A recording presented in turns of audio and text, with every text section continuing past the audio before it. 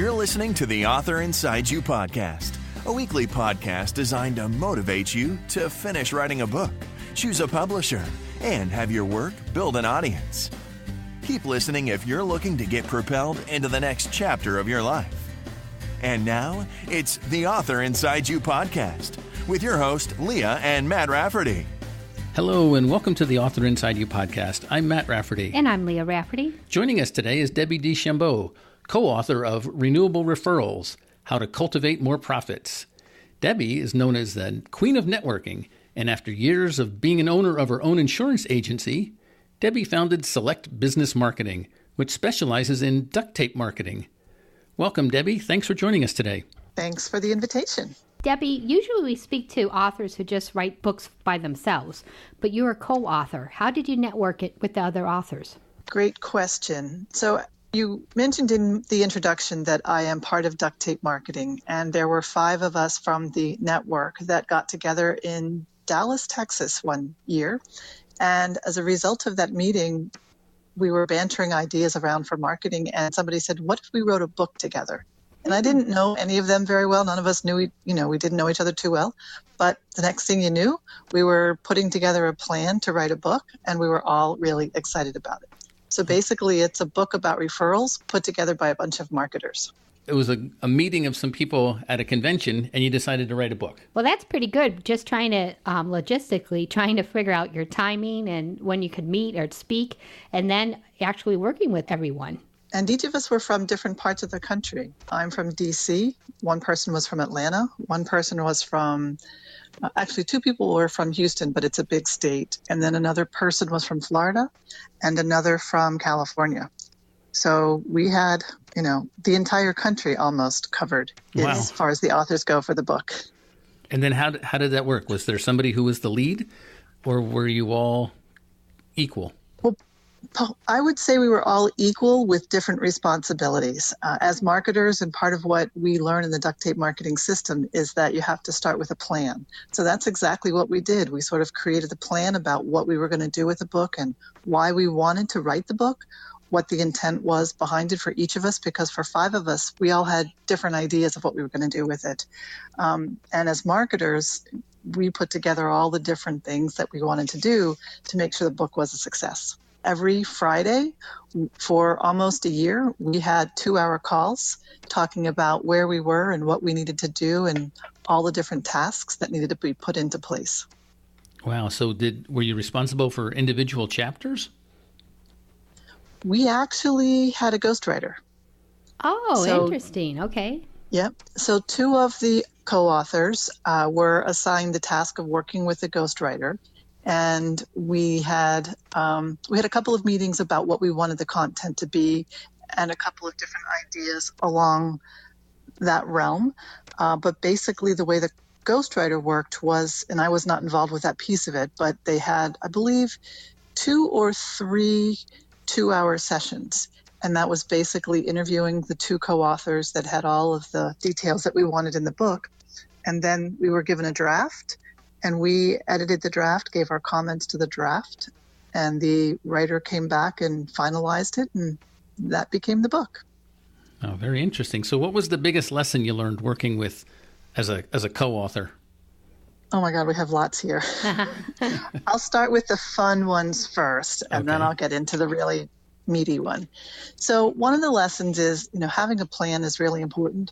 And I really loved that we had delegated the different responsibilities, that there was no person that had more to do than anybody else. The tasks were equally divided.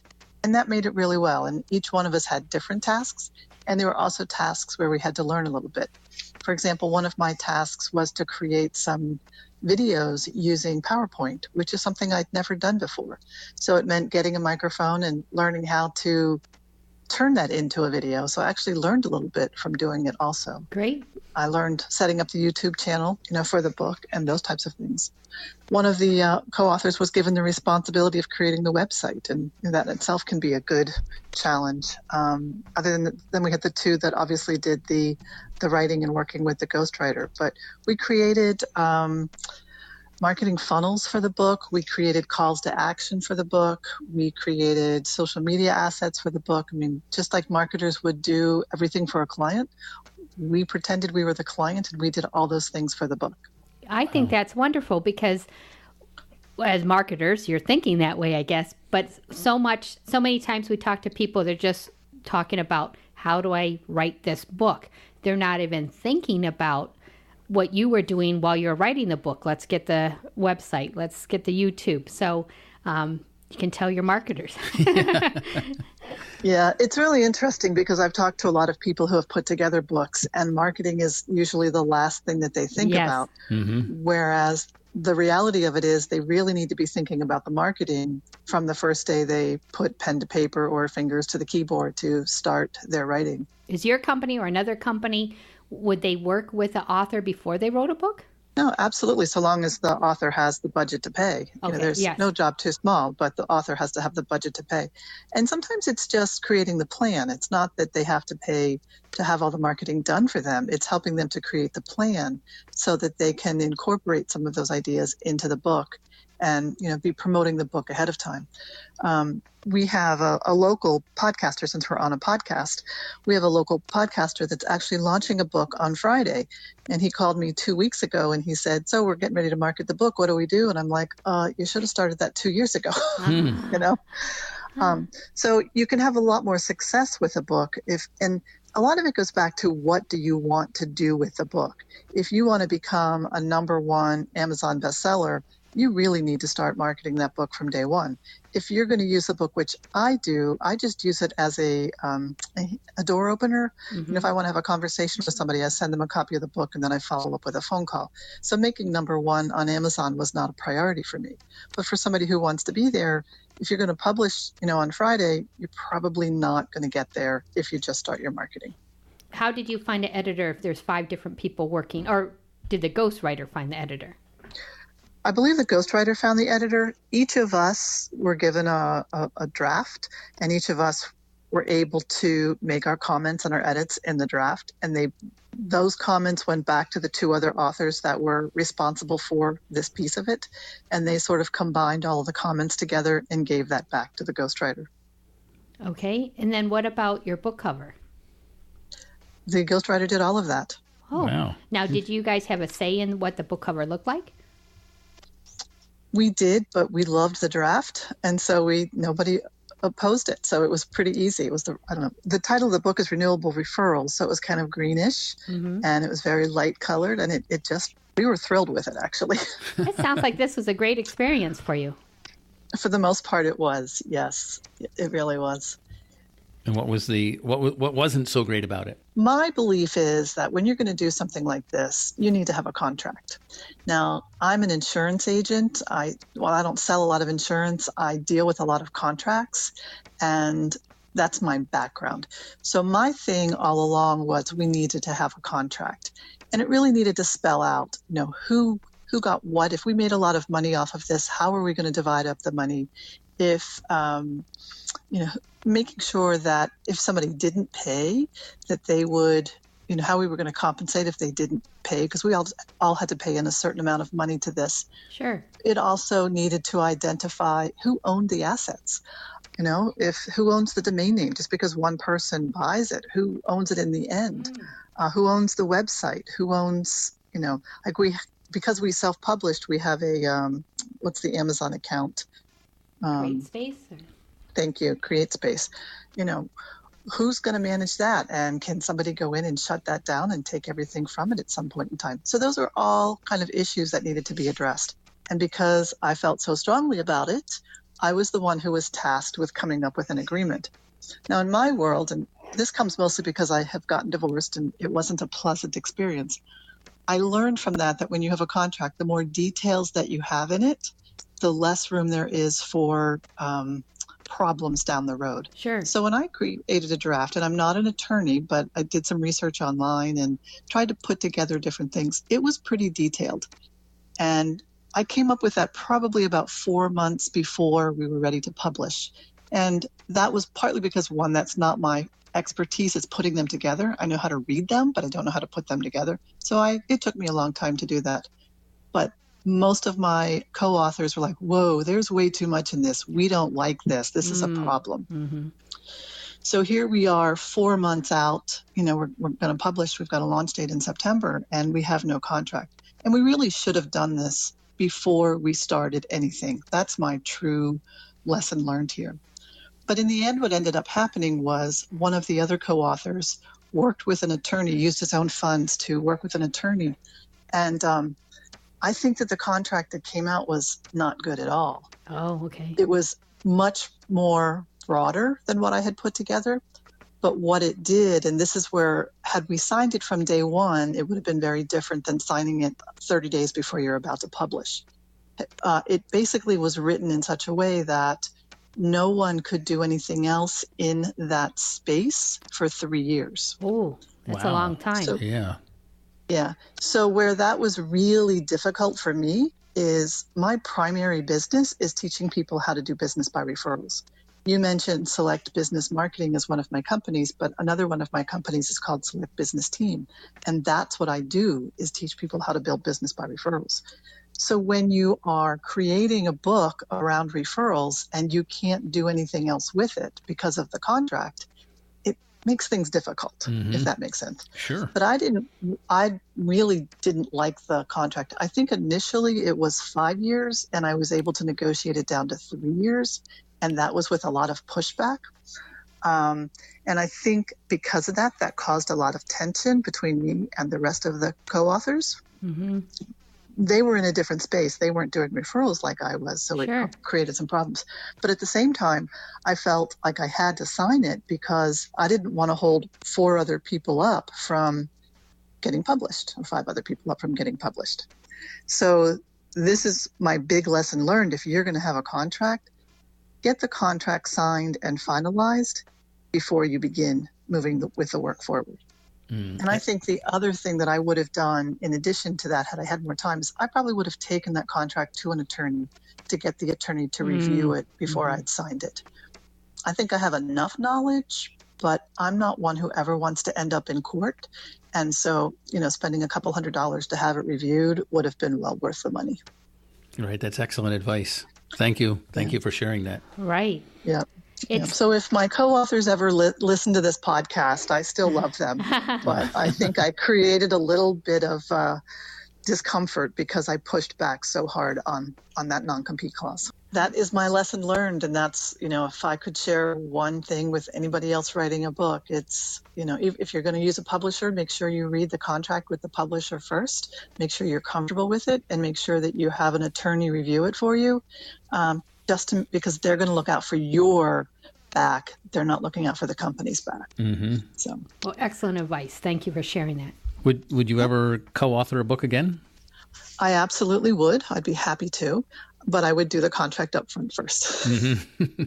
I think one of the good things about being a co-author is that you don't have to do everything yourself. You have other people on the team to, handle the different aspects. So I didn't have to worry about having a website created.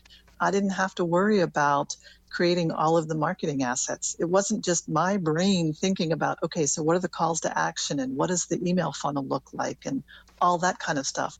I had other people providing their knowledge and wisdom to make it a better process. So that was one of the things that I really liked about it. Mm-hmm. What was your marketing plan for the book when you were writing it?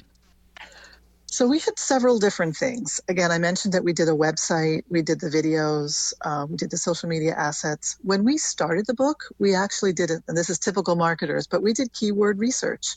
We looked for words that were ranking on Google that would be beneficial for the title of a book.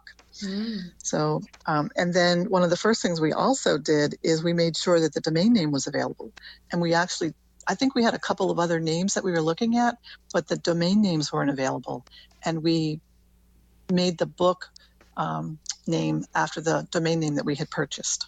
Well, then when you launched the book, did you guys get together physically or did you? Well, we did not because of the tension that I had created over the contract. because literally that contract was signed 3 weeks before the book launch, or 3 or 4 weeks before the book launch. So it was really close. So we knew what we needed to do. Some of that had already been done. We reached out to different people to give reviews about the book, for pre-sales. We had a couple of email blast campaigns set out to make sure that, people were buying books on the day that we launched. Great. We actually made it to Amazon #1 for, I think, 15 seconds, but we made it. Well, congratulations. Way to go. Once you make it, you make it. You get to buy the sticker at that point in time, what it's worth. So we had most of the, launch marketing already set up. The other thing that we was outlined in the contract that kind of became a little bit of an issue was the funds from the sale of the book and how they were distributed. And I, to this day, I honestly don't know. I haven't gone in and looked, but I think we made a couple $1,000s, but I don't think any of that was ever distributed back to the authors. I think it went to pay for some additional expenses, some additional marketing after the book was published. Oh, okay. Right, yeah. But the book has opened doors for you, and you're able to give it away, and people think you're very generous when you give them a book, right? Absolutely. Yeah. Absolutely. And I have created some note cards that match the cover of the book. And anytime I send a book to somebody, I send a handwritten note card along with the book, and it becomes a great door opener. Mm-hmm. Sure, and a nice really touch. Nice touch. Yeah. I'm sure that looks very nice. Yeah. Okay, so switching gears a little bit, the reason we know Debbie is because of DC Podfest, and we've talked about this in the last couple of our episodes, but Leah and I are going to be at DC Podfest, and Debbie is one of the organizers of DC Podfest, and DC Podfest is a group getting together in Washington, D.C., where you can come and you can learn everything you need to know about starting and running your podcast. And so, Debbie, tell us about what you're doing with DC Podfest. Oh my God, I'm so excited about this event. This will be my 3rd time attending. It is my first time volunteering, and my volunteer role is to be coordinating the speakers. And it's a big job. I had no idea how big of a job it was. I bet it is. I bet, yeah.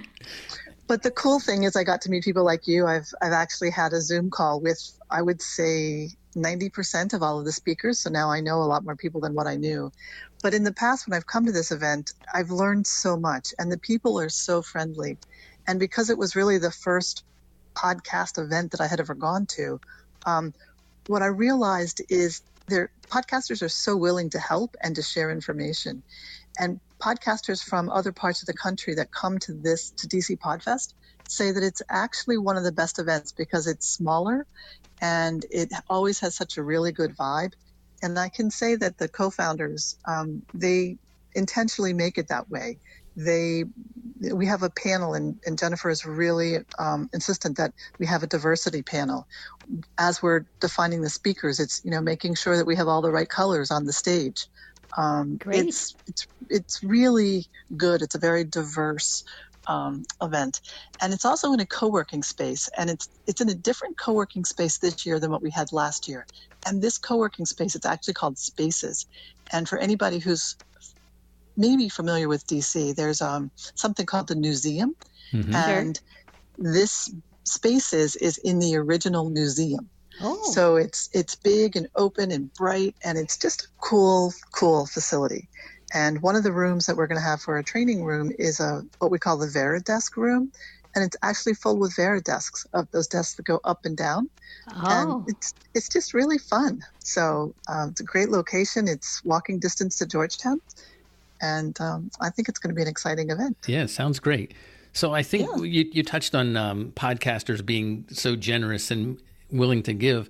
I think it's because so many of us do it as a hobby, and we're not really like competing against each other. We're not car dealers trying to, sell a car before the other guy sells the car. We're all just trying to, have some fun and share some wisdom. So I think that's what makes it more fun. Yeah. It's interesting that you say that, because there are a lot of podcasters. Like, I'm in a couple of different podcast groups. One of them's called She Podcasts. And oftentimes the questions are, how do I make money doing this? So I wonder if in 5 years it might be more competitive, because everybody's like, so how do I get people's dimes? It'll be interesting to see where that evolves with. And when you hear the different radio companies who are thinking about getting into podcasting. What will that do to somebody like you and me who have podcasts for fun? Right. So sure, NPR's not doing it just as a hobby. They're doing it to make money, right? Right. But yeah. So you don't know if they're sharing information or not. Right. So what are your podcasts about? I have 3. One of them I started, it was my first one, really just kind of talking about trying to promote my clients. So I run CEO roundtables, and it's also my referral groups.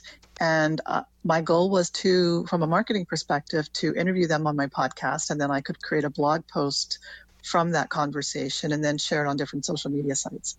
But what's interesting is a lot of my clients aren't interested in podcasting, which I don't quite get because I'm such a fanatic about podcasting. But I've taught them for 20 years how to build their business through referrals. So this podcasting thing, this digital world is like, oh no, keep me away from it. But that's my first one. My second one is called Divorce Exposed. And I always like to give the tagline, which is Insights for Staying Married, Inspiration for Surviving Divorce. And I say that because I've been divorced twice, but growing up, all of my parents were married 3 times. So I've grown up as a product of divorce, and I've become that product of divorce. So I'm not looking, when it says Divorce Exposed, I'm not looking to get anyone in any trouble, just trying to simplify the process if people have to go through it because the divorce rate is so high, and maybe provide some ideas on how to stay married so that people don't have to get divorced. Sounds like a good resource. Yeah. And then and that's really my hobby one. The Divorce Exposed is really my hobby one. It's my passion project, although I am trying to figure out how to make money off of it. But you're still doing it even without making money, right? Because it's fun. I absolutely am. Yes, because I love this. This podcasting is the best thing. And I'll tell you about my third one in a second. But from a marketing perspective, a podcast is the absolute best tool for a company to do. For all of your authors, if they're not going to create their own podcast, if they can become guests on other people's podcasts, it's a great way to get exposure. So there's just so many cool things that go behind a podcast from a marketing perspective. Absolutely. But my third podcast is The Business of Insurance.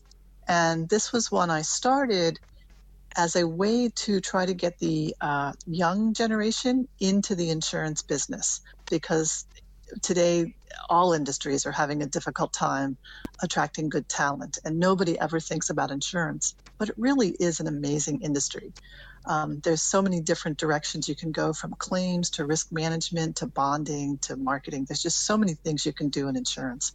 So I initially created the podcast to talk about why people loved being in the business.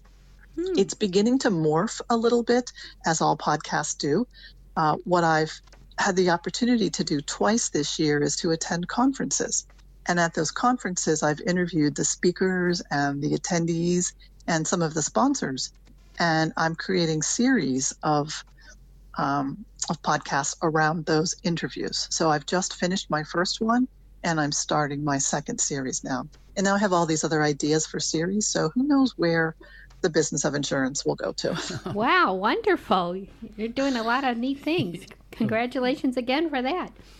Thank you. Trying to. Yeah. Yep. Well, I do find that people, I don't know if they're afraid of podcasts or what it is, but if you mention a podcast, they're like, nope, I don't listen. Like there's something wrong, wrong sometimes. I don't. Not everyone, but lots of people. Yeah, I'm not sure what that is. I think part of it is people don't know how to listen. It's like they're intrigued, but they don't want to say they don't know what it is. I think that's a little bit of it. And it's a small percentage, but that is a little bit. And it's also so how do I do this? I'm really busy. I'm watching TV. How do I listen to a podcast? I don't get that. So, and I was in that same boat until somebody showed me how. I think my first podcast, like many, was Serial. And once I discovered that, I was like, I really like listening to them. And from a marketing perspective, in duct tape marketing, we've been told for years, start a podcast. And I was scared to death of the technology. Okay. And one of my clients one time said, I can show you how to do that. It's really easy. And he came to my house, and for an hour, he showed me what to do. And I was like, oh my gosh, I can do this. This is amazing. And I was just all in ever since then. Right. And it seems like a lot of local libraries now are also setting up booths so people can do podcasts. We don't have any of those around here just yet, at least not in my county. I have talked to a few libraries for that, and they're in the talks with it, but they haven't actually implemented it. But you know who is putting them in around here is co-working spaces. Oh. We have a couple of co-working spaces with podcast studios built into them, which is really cool. Interesting. And then you rent that for an hour or two and then invite your guests there? I think that's how they're working it. I haven't had to do that yet. It's ironic. We have a meetup in Montgomery County on Monday nights at a co-working space. And I was told that they'd put in a podcast studio in that particular space. And so when I sent out the email yesterday talking about the meetup last night, I said, make sure you check out the podcast studio. And all they had was an on-air sign. They didn't have anything else in the studio. So I don't know what they're going to do with it. It's a low-budget studio. Yeah. So Debbie, how's the best way for people to find your book? They can go to Amazon and just look for Renewable Referrals. And it talks about networking and different ways to grow your business through referrals. Excellent. Okay, and then the best way for people to reach out and connect with you? I would say LinkedIn is one of the good ways. Just look for me, Debbie DeChambeau. And I'm also on Facebook. I'm pretty active there. And I'm also pretty active on Twitter. So the social media platform is a pretty good place to get me. You can always send me an email to debbie@selectbizteam.com. Excellent. Okay. And then on November 9th and 10th, you can meet all three of us. That would be awesome if your audience would come. I will tell you that a lot of the speakers will be talking about marketing. And if you're writing a book, all of this would apply. So it would, even if you're not thinking about doing podcasting, it would be a great opportunity. And also a great opportunity to meet other podcasters to potentially become a guest on their podcast. Absolutely. I'm sure with the group there's going to be people looking for guests for their shows. Absolutely. And that's what a lot of podcasters say is, I want to do this, but I'm having a tough time finding guests. So it's a great place to go to do that. Great. Well, thank you, Debbie, for joining us tonight. And it's been great talking to you. And I look forward to meeting you in D.C. in a couple of weeks. That sounds great. Thanks so much for the opportunity to talk about renewable referrals. Our thanks to Debbie for joining us on this episode of the Author Inside You podcast. And until next time, right on. Thank you for listening to the Author Inside You podcast with your host, Leah and Matt Rafferty.